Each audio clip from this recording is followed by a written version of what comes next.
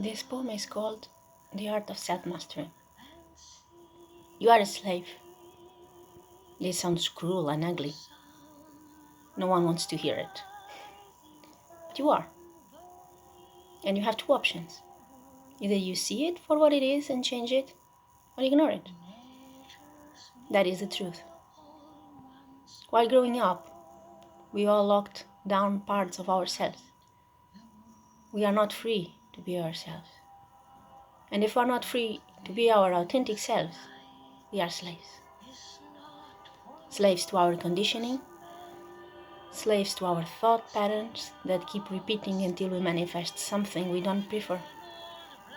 We are slaves, not to the outside of us, but to the inside. And the world is just a reflection of it. We die slaves if we don't wake up. But we weren't born that way. We were all wild, free, expansive, non-bingeable, but changeable. We were all born with a desire to succeed in life.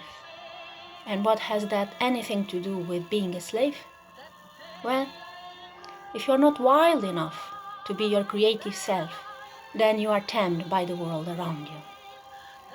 If you are tamed, but you train to think and believe that those animals who live in cages are not slaves but prisoners, you will think and believe you are freer than them. So not being a prisoner makes you believe you are not restrained. But then off you go to the place you don't want to go, and you don't even know why you go or why you don't like it. Off you go to that job, to that date, to that city, to that place where you don't fit in. So you are a slave to your mind, to your fear-based choices, a slave to the construction of an idea, you, that has nothing to do with anything other than someone else's idea of what you should be, and think, and feel, and drink, and wear, and study, and live, and eat. You are scared to be original. Unless being original is the new cool. But again, you are not doing it because it comes from within, or because it represents someone you would like to be.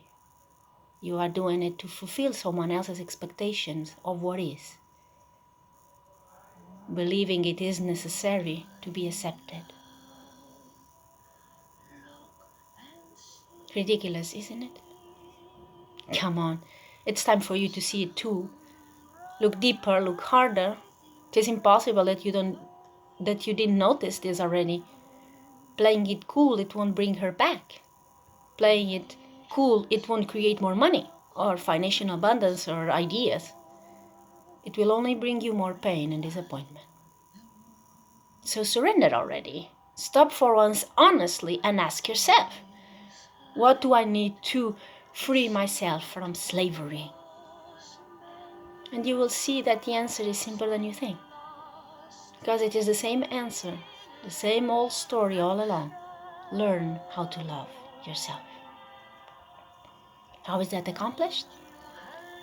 Learn about yourself, what you like, what you don't like, your preferences and choices, your boundaries, and communicate them. Who you like and who you dislike. Learn yourself and then do that. The art of self-mastery is freedom. And freedom is nothing else but the ability to be who you are, regardless of who is around you. Is the ability to love yourself unconditional to the point that solitude teaches you how to fall in love with yourself, that you will miss you when you are not around for long periods, like 1 hour or 2 minutes long. So, in love, that it will drive you nuts to think that you won't survive if you lost that person. Because guess what? You wouldn't. Or maybe survive, yes, but thriving, never. And we are here to thrive. What? If you are not, then it is okay.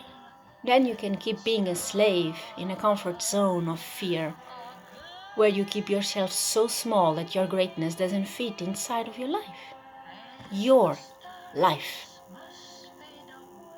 So it stays there, hanging in the clouds of insanity and deviations, assumptions and redemptions.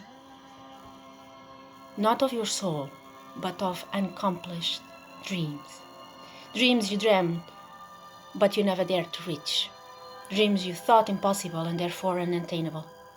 Dreams you carry within, which will die a virgin, because you never fucked hard with your divine will to the point that would make you come to the edge of yourself and become oblivious to the perception of who you are not.